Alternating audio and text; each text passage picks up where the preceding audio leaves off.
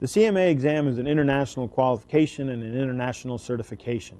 And what that means is that the exam is in English. And because it's in English, this means that candidates who grew up not as native speakers of English often have the question as to whether or not the exam is possible for them. And what I want to talk about here is what exactly this means for somebody who is not a native English speaker. There's essentially 4 questions that are most commonly asked, and we'll talk about all of them. The first is this a problem?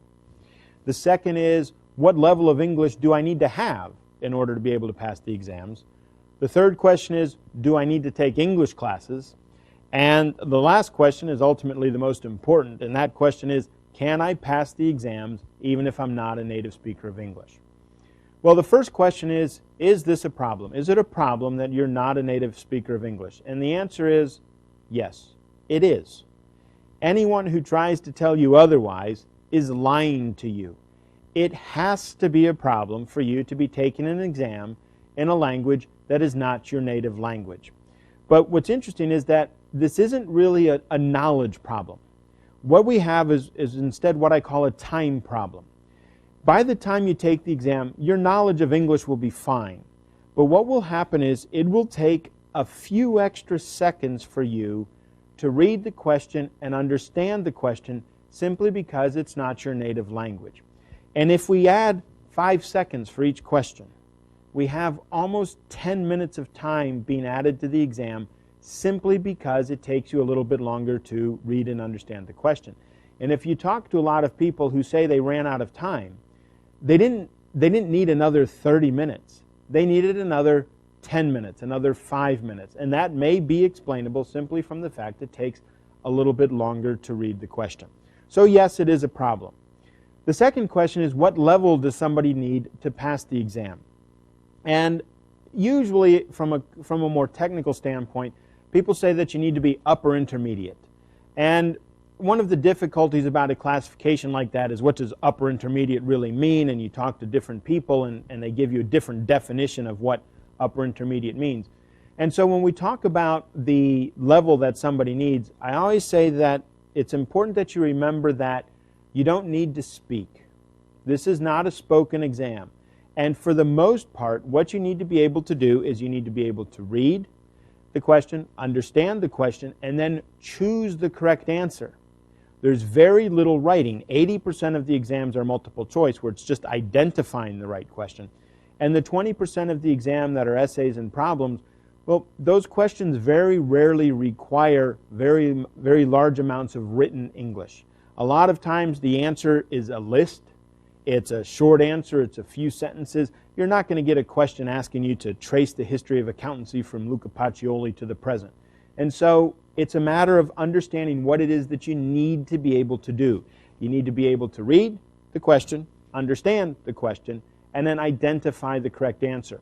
Another kind of informal way of answering the question of what level does somebody need to pass the exams, I say that if you can understand me now in this video, your English is sufficient and you will be ready to pass the exams. The third question that people often ask is, do I need to take English classes before I prepare to take the exam? And the answer to that is actually an interesting one. The answer is no, but yes. And what I mean by that is this. No, you don't need to take specific English classes before you start studying. If you've got at least an intermediate level of English, if you can understand English. You don't need to take specific English classes. But, yes, you will be taking the best business English class you can when you are studying for the exam. Preparing for an exam in the foreign language is the best possible business English class that you can take. And there's a couple of reasons for this. One is that when we write the textbook, when I record the videos for the classes, I don't simplify the language. We use all of the proper words and all of the proper terminology that will be used on the exam. Now, if we know that there's a term that you may not understand, we will define it, we'll give another explanation of it, but we use all of the proper words. And what happens then is you learn the words and the terminology that you need to learn to pass the exam. If you take a business English class, you may learn all kinds of words that are connected to the office, are connected to conducting business, but they may not be the words that you need to understand the question about capital budgeting, the question about decision making, the question about internal controls. And so by studying for the exam, you're taking the best English class that you can and the one that is specific to the English that you need to learn. Now the last question that people ask is the most important, and that question is, can you pass the exam if you're not a native English speaker? And the answer to that is, without a doubt, yes, you can.